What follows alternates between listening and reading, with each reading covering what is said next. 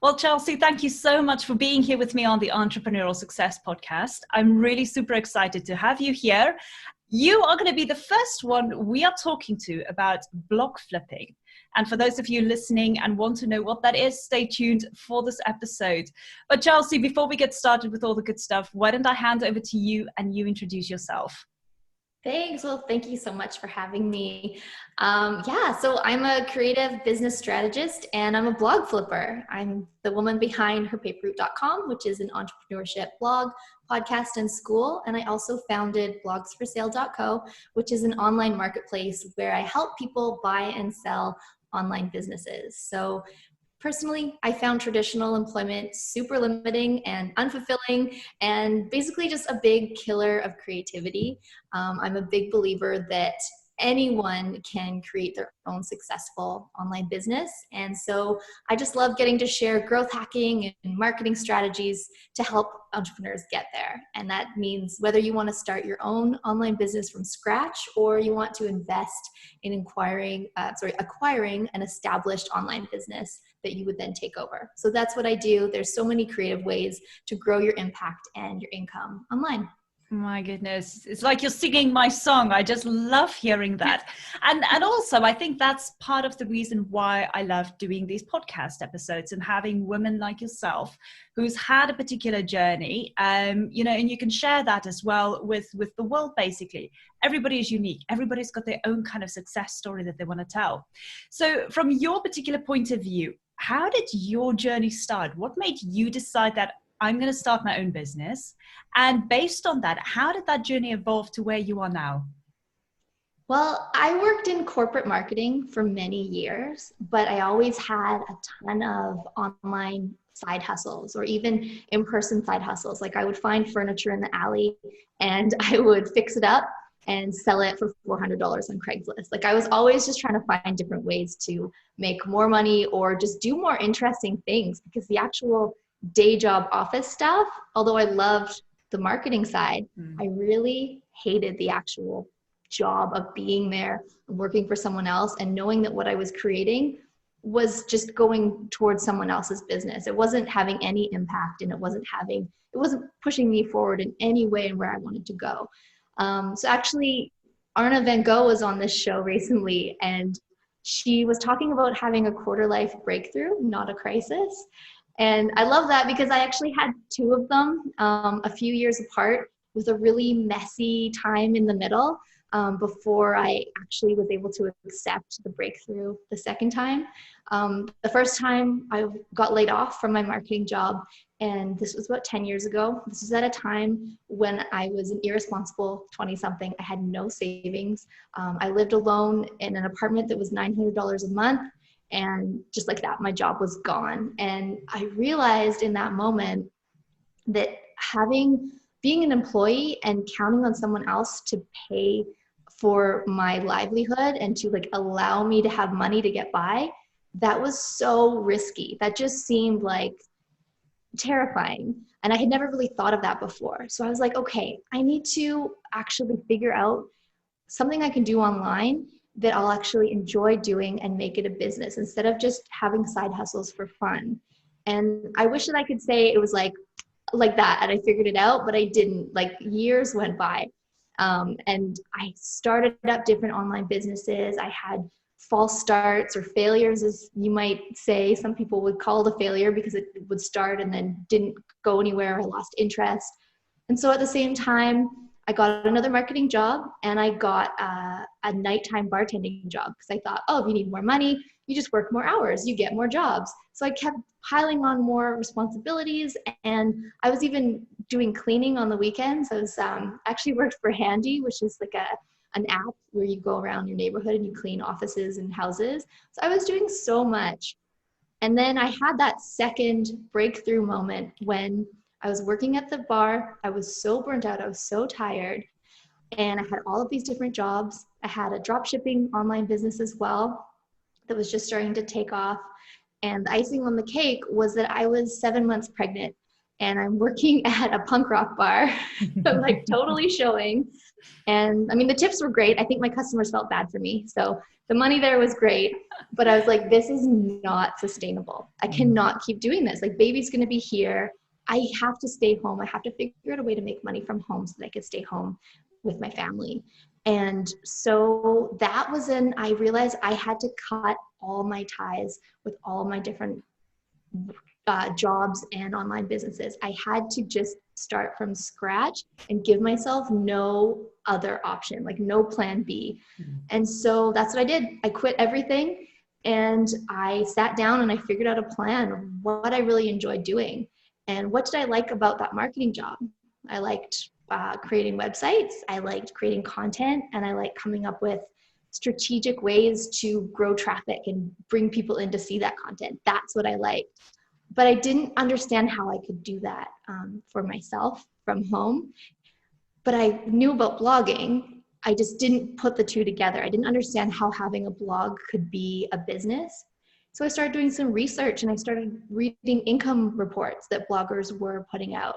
And of course, they don't actually tell you how they make that money, but if you read between the lines in an income report, you'll figure it out. So I saw, for example, one blogger talked about how she made $3,000 from ConvertKit that month. And ConvertKit, the text there was a link. So you click the link and it takes you to ConvertKit to sign up as a customer. It's an affiliate link. So of course, she didn't make $3,000 by being a customer of ConvertKit herself. She made $3,000 by referring other people to become a customer. So that's how I started to learn more about affiliate marketing. And I started taking those blogs that I had always just kind of had as a hobby, and I monetized them, and I used my my marketing experience to grow them. And I wanted to do something that I cared about. I didn't want to write about something that I wasn't interested in, and something I was like, well, what do I really care about? Well, I had been a vegetarian, or I have been a vegetarian my whole life, but I had no interest in food blogging, so I couldn't start a food blog because I know I would hate that. But I also care about being against animal testing in the beauty industry. So I started a cruelty-free beauty blog, and that took off, and I was able to grow that to about over $5,000 a month in income within a few weeks. And I learned from being in the blogging community and talking to other bloggers that was really unusual. That usually you don't grow a blog that fast. And so I realized I had these skills from my marketing experience that I could apply to creating niche blogs. And that's how I came into it. I started developing blogs and then selling them for profit. And either I would start it myself from scratch, or I would buy a blog that needed further development that I would then work on and sell.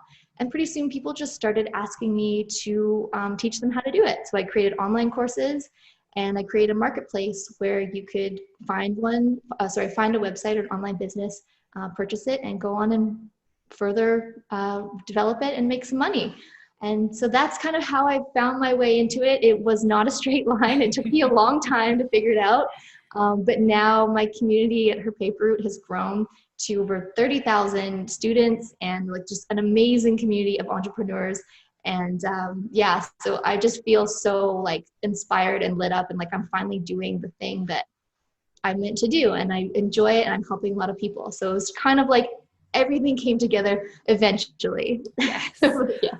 No, I absolutely love it. And I think the other thing is what you're saying as well is, in the beginning you said that it's not a straight line. Yeah. It's not something that just happened overnight. You know, there is that kind of element of a journey that you're going on. Yes, you did a lot of things, you tried a lot of things, but that was kind of you finding out as well where your strengths were, what you're passionate about. And let's face it, you will always be pivoting. As you as an individual grow, your business will grow. And so even so, maybe 5 years from now, you would be pivoting again, you would be doing something different. But it just shows that for those of you listening, running a business or starting a business is not about it, the be all and end all decision you're going to make. You're always going to change. And there is a journey to it. It is a journey of just taking the first step, taking the action, and just seeing where that takes you, taking on opportunities. And Chelsea has got some great examples here of what she did as well, on her journey. And she listened to her heart. She realized that she liked technology, she liked blogging, and she just started putting those together, and things just worked out for her. And sorry, you said you've got a community of 30,000, is that right? Or 30,000 students? 30,000 students are actively enrolled right now. And then we have, over 100,000 people in the community, in the Her Paper community. That's as amazing. well. That's growing really fast. So it's become my full-time job. And it's amazing. Like, I'm so grateful that things started to fall into place. It is. And it all started because you started taking a journey and letting it go on a life of its own and just following your passion. Now, I'm really intrigued for you to talk about blog flipping. Yes. I'm not a big affiliate, so maybe that's something, again, that I will pivot to in the future with my business. But at this moment in time, I'm not big doing affiliate marketing. So it does spark interest for me, based on my business in order to develop it. But I'm always intrigued when somebody comes up with a new term and I'm going, oh, I haven't heard that before. Like you said, you do blog flipping. Talk to us a little bit about that and explain that to the audience so they can understand it as well. Absolutely. Well, blog flipping is just like house flipping. So if you watch an HGTV TV show where someone buys a house and they renovate it and then they sell it for profit, it's the same thing, but instead of a house, it's digital real estate. So you either start a website yourself, you build it, or you find one and you buy it and then you renovate it by developing it. So you find ways to generate traffic to it. You find ways to monetize it, whether that's creating your own creating your own digital products that you sell, or selling physical products, or getting ad revenue, or my favorite way, which is affiliate marketing. So you write content about products that you love, and that product is an affiliate link. So when someone reads your blog post, they click it and they go on and buy it, you get a commission. So these are just ways that you are developing that website. If you're thinking that you're going to sell it later, or flip it, as we call it, then you're going to want to generate traffic and income, because buyers want, for the most part, they want to buy a website that they can see a history of revenue and a history of traffic, people coming and reading that blog. So it can be a starter site where you can actually just make a beautiful website and sell it with no traffic and no revenue. That just sells for a little bit less. When you want to sell in the 4 figures or 5 figures, you want to have some revenue and traffic.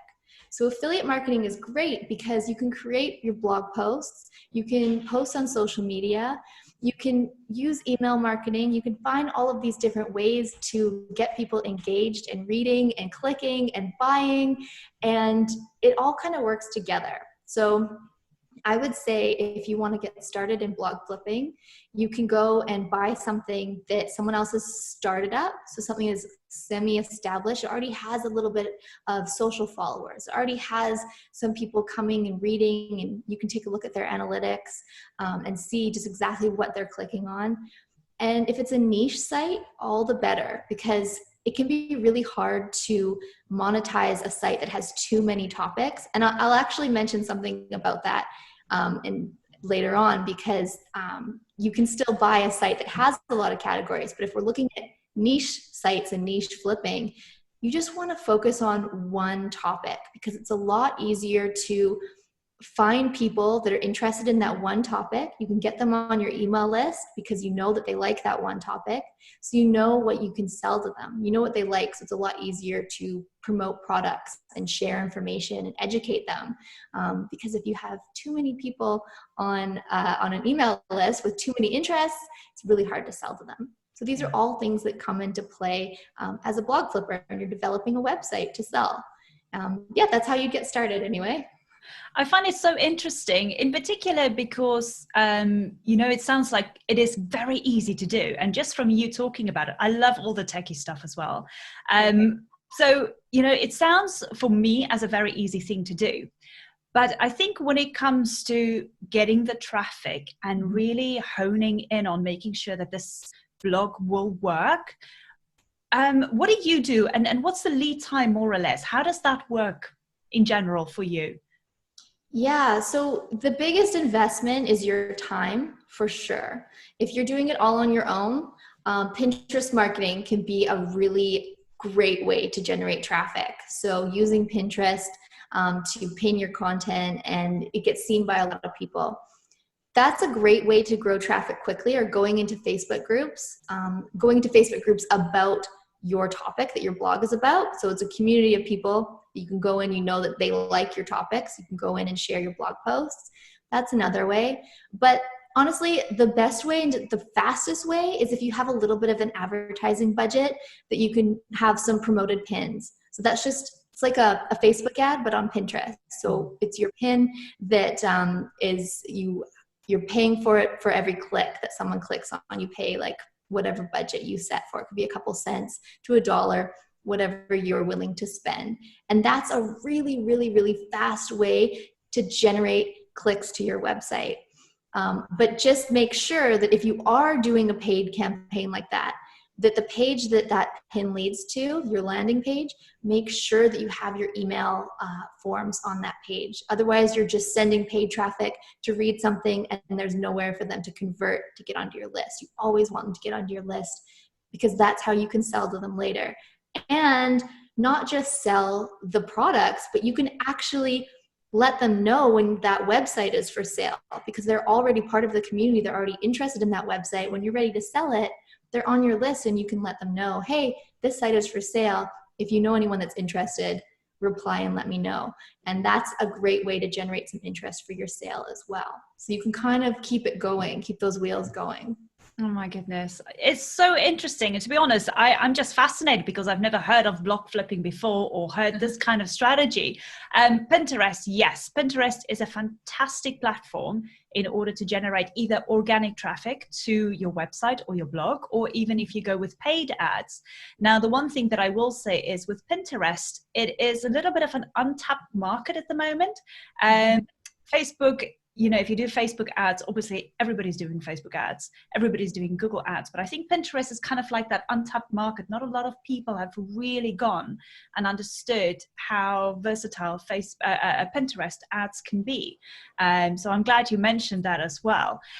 Lead time wise, what are we looking at? I mean, does it depend on the blog that you're trying to flip? Does it depend on the fact if it's already got a community, if you're building a community from scratch? From your point of view and your experience, what would you say if somebody wants to start doing blog flipping? Yeah. What do they kind of need to keep in mind when it comes to lead time? Well, for lead time, really, that's up to you. So you can develop a site and you could sell it the next month if you wanted to. If you hold on to it for longer, you can generate more money, potentially, and then you have more money to show, which makes it more valuable when it's time to price it and sell it. So typically, the way buyers go to buy a site is they'll pay up to 3 years times the monthly revenue. So if you just have a quick flip, you develop it and you sell it in a month, okay, you'll get, X amount. But let's say you ran it for a year, and so it was making $1,000 a month. Then you're going to get a much higher price when you sell it. So it's really just up to you how much lead time you want to put into it yourself. A bigger site would require more time. You can always have more help. You can hire VAs, and you can automate as much as you possibly can. You should always do that anyway. But yeah, there's really no set lead time. I've done really quick flips before, and I have had ones that I've held on to for a year, and I've really waited until I can actually show a good amount of income. And then those ones will sell for more. Oh my gosh, I find it fascinating as well with the fact, and I'm sorry I'm using the word fascinating so many times here, but it's just because I am. The one thing I do want to mention is the fact that you have so many different topics of interest. So you had so many different blog posts that you started. And if I may ask, how many different niches have you gone into already where you flipped some blogs? Is there a particular number, or are you just zoned in on a specific target audience, so to speak? Yeah, I've definitely lost count of how many I've actually sold at this point, because now I'm also a broker where I help other sellers sell their sites. So really there's been so many, but I worked in so many niches. So we started in the beauty blog, went into tech, I've done travel, I've done like personal finance a couple times. Those are always popular niches. Anything sort of like work from home, online education, homeschooling is a big niche right now. And I've brokered a couple homeschooling sites recently. With the pandemic, with kids being out of school, a lot of parents are suddenly finding themselves as homeschooling families. So they're looking for these type of blogs to get information about what they should be doing. So that's a really hot niche right now. Gosh, there's so many. And also on the topic of, I'm sort of rambling into niche here, but the thing I do want to say is any niche can be profitable. It's really on you to make it profitable. So yes, homeschooling right now is really popular, but if you don't have a personal interest in it, maybe you don't have your skills in it, or you don't find it interesting, it probably won't be profitable for you. So if you can find a niche and you create it yourself, something that you're really interested in, you have some experience in, it'll be a lot easier to monetize and a lot easier to build a community around, because you'll take a personal interest in it. So I've been into all the niches that I have a personal interest in, and I've also done sites where I've just tried it out, and it maybe hasn't been something that was my personal interest, but I just tried it out, and 9 times out of 10, the ones that I actually felt connected to will sell for more because my content was better. The time that I invested in it was more dedicated. So yeah, that would be my advice for that one. Oh my goodness. Talk to me about content, because if you have so many different blogs, oh my gosh, the first stumbling block, I think for so many people, and specifically those in the audience who are already running a blog or thinking about starting a blog, content planning is one of the biggest stumbling blocks for so many of us. How do you do it? Yeah, it comes down to keyword research. If you go into the Google keyword tool or something like Ubersuggest, and you just sort of jump down the rabbit hole of looking up keywords and finding out what people are searching for, you will get unlimited blog post ideas. So one thing leads to another, and you realize, oh, I can build onto it by writing another blog post about that. And it just kind of spirals. So if you're coming at it from, I don't know what to write, and you kind of are just sitting there with no resources, it's going to be really hard. But if you put yourself out there and you go and you do keyword research and start looking up online to see what people are actually searching for, it's just going to unlock so many more opportunities for blog posts. And also it'll unlock a lot of ideas in your own brain that will just naturally come from seeing what's out there. Now, when it comes to blogging, and I will say this, and my audience knows this, I'm not a big blogger. I love my podcast, and this is my content. This is how I get my content out there. And I think the biggest stumbling block for me has been because I'm not a copywriter. And I know that. I know it is something I can learn. I know it's a skill that I can get. But what for you, is it because you are passionate about blogging? And I think you've already answered that question in the beginning. But is it because you're passionate about blogging and you've just decided to enhance on your copy skills, that you just going for it and you're just getting so creative with it? Or have you had points where you go, I'm not quite sure if I'm really cut out to blog because I don't have those kind of skills? I think it's definitely a skill that can be learned and honed, but having a personal interest in it, like I've always loved writing ever since I was little. I'm not a great writer. I don't have years and years of training in being an amazing copywriter. I'm not, but I just love so many different things, and I love sharing information that I find that when I just sit down and start typing, it'll start to work its way out. And I found that not forcing it is a big thing. If I'm not feeling it, that's not a writing day. Go do something else. There's so many different things to do when you're running your own business that there's no reason to force yourself to do something on a day when it's just not working for you. Finding creativity, taking a step back, going for a walk, playing with my dog, my kid, finding other ways to entertain myself and then coming back to it later. That's always been really helpful too, because you can't expect to be a copywriting machine, whether you enjoy it or not. I just don't think anybody would really be happy doing that. So if you allow yourself some of those breaks and then come back to it, read a book. Reading has always been something that's helped me just get re-inspired with what I was working on. I do that, and then it just starts working out.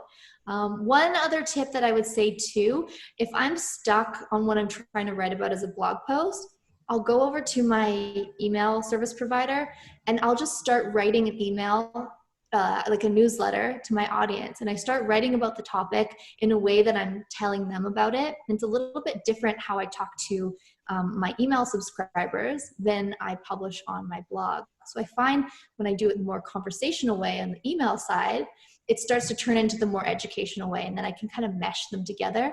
And then all of a sudden I have my blog post. So that's kind of like a trick that I found to work. Amazing. And I love that you're saying as well, you know, yes, copy is a skill that we can learn. And I completely agree with that. But for those of you listening, if you are blogging and it's maybe not taking off, or you're thinking of starting a blog and you want to know how do other people do it, you know, just write. Like Chelsea is saying, is just enjoy it. Just find creativity in it. And if you're not feeling up to it, then don't write. Because that's where that natural energy comes through, where you can really provide the best kind of content for your audience. Sorry, go ahead. No, if you've got anything else, go for it. Oh, I was just going to add, if you really hate writing, you don't have to write your own blog posts. You can either hire virtual assistants or copywriters to work for you to write the blog post, or you can do what I've done at times and just buy a content site that has tons of articles already. And all you have to do is just edit them a little bit, but it gives you that jump start where all of the writing work has been done. So that's why if you're thinking about becoming a website investor, investing in content sites that have tons of content already done for you, it's just going to save you so much time and heartache too, because if you don't like writing, that's done for you. See, now that's a brilliant tip, because I didn't even know that you get content sites. So thank you so much. For me, who's not a big blogger, who don't like writing, maybe that's something that I'll look into. Yes, yeah. That's really interesting. Now, the one thing that I do wanted to ask you is, you've got a fantastic example, actually a case story or case study. Is it a case study or case story? So I can just say that right. Same. So you've got a case story of where you invested in a website and you flipped that over. Can you tell us about that, so the audience can just kind of experience what it is that you did, so they can get a real kind of example of how you did it and how it worked out? Absolutely. And this is a great segue too, because we were just talking about buying a content site, and that's exactly what I did with this flip.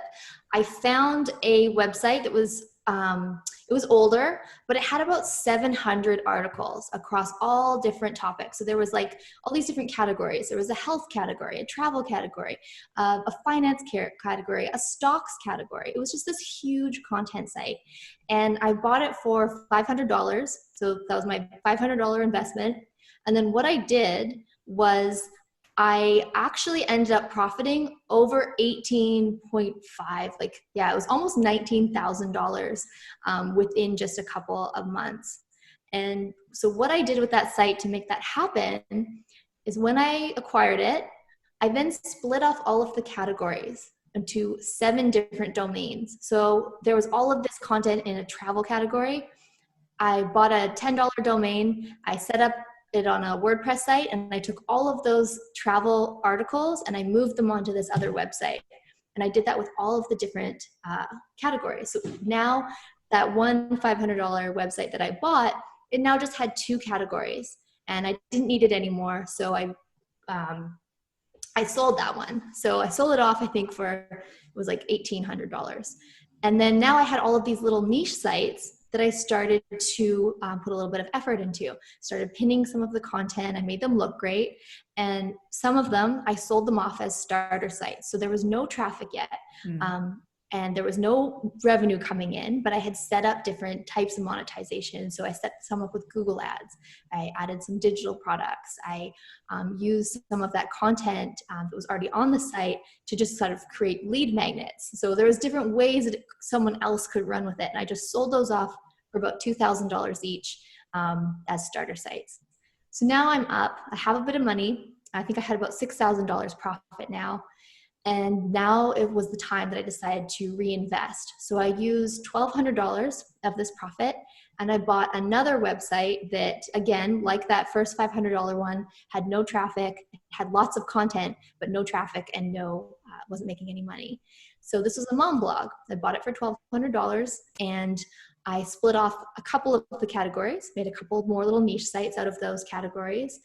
And the actual shell of the site, the mom blog, I ran that for a little bit. So I created a digital course about working from home, and I added it to that site. So now the website had its own digital product. I got into some Facebook groups. I got a couple people interested in it. I was pinning it a lot. I started to build the email list, and I think I ran it for about 6 months. And then I sold that one for just over $12,000. So I had bought it for $1,200. I sold it for $12,000. And now with that, plus the other profit that I had, I was up just over $16,000. So as you can see with that, yes, I invested $500 in a content site that had no traffic, but I was able to do so much with the content. So content is so important. Like, content really is king, especially in blog flipping, because you can just do so much more when you have so much material to work with. And writing all of that content would take so much time. Like, I don't have that much time to sit there and write. I could hire someone to do it, but it would take them time as well, and that can become expensive. So that's why I'm always like, if you can buy a site that already has all that content, imagine what you can do with it. And so that's what I do with blogsforsale.co, my marketplace. We have starter sites where other people have started a blog, and we also have ones that are established that already are making lots of money. That's thousands of dollars a month. They're getting tons of page views a month. They're in Mediavine, like all of these things. You can start with a starter one where then you can do something with the content, or just continue to run it yourself as is and make more money, or you can invest in something that is making money already. And then from day one, you are owning a profitable business. So it just really depends on what you want to do. If you want to jump into something that's already working, or you want to put in some time to make a starter become something. So that's really what excites me too. And that was one of my favorite flips that I did, that $500 one, because it just went to so many different places, and now so many different people own parts of that, that they are now making money with what they are doing with the site. Or some of them have already sold their site on that they bought from me, and it just kind of continues on. So it's interesting to watch where they go. I love the creative idea of just buying that one site and monetizing it, like you're saying, just being so creative with it. It just shows as well that, it's the same old thing. The only limit is the limit you impose upon yourself. Yes. So you literally just went and you were so creative in monetizing that and splitting that up. It's almost, for those of you listening, it's almost like you're buying a box of crayons, and instead of selling that box of crayons, you're taking only all of the reds out and selling all the reds, all the blues, selling all the blues, and you're just really monetizing it and just really, flipping it really in a good way where you're making extra money. Quick question for you though, Chelsea. You were talking a lot about buying websites. When you talk about buying websites, are you talking about buying the domain? Is that what you're referring to? Or is there a lot more behind it when you talk about buying a website?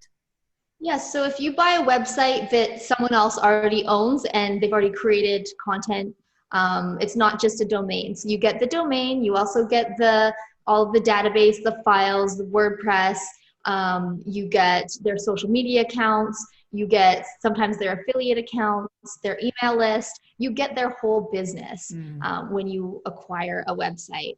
So you get everything. You become the sole owner of it when you. So it's basically buying a business. We're not just talking about a domain name here. You're literally investing into a whole business and building it up from scratch, or running with what's already existing. Yes. Yeah. Business in a box. That's so interesting. Oh my gosh. Chelsea, before we finish off with everything, I mean, this is so interesting, and I'm sure the audience, their minds are just running with all the potential ideas that, that they can really work with in buying a business or buying a website and doing some blog flipping. And I would suggest for those of you listening, if you want to have any more information, Chelsea's the girl. She needs she's going to help you. So you need to go and get in contact with Chelsea, and we'll have all her details below in the show notes, so you can obviously make contact with her there. But Chelsea, before we finish off with everything, you obviously have an amazing resource kit for everybody here who wants to obviously know a little bit more about how they can do some blog flipping as well. Why don't you tell us about the resource kit? Oh, yes. So I have this really cool entrepreneur toolkit that I've created. And because as you've been listening, I'm sure you picked up on the fact that there's a lot of different things that go into blog flipping. So I created individual ebooks and courses and resources about all of these different steps, and I'm offering it for free. It includes email marketing resources, affiliate marketing, social media. It even has sort of like a step-by-step blog flipping process. And it also includes links to where you can check out my listings or where you can find other listings online, sort of like how you hunt out businesses that could be for sale, or that you could create, so you could create interest in the owner of it to try to get them to sell it to you. So if you go to herpaperroute.com/toolkit, you can get that for free. And then, yeah, also come and connect with me on my website or find me on social media. And I would just love to chat. And this is the kind of stuff that's really exciting to me. So if it's something that you think you might be interested in, just reach out and let's chat, because I'd love that.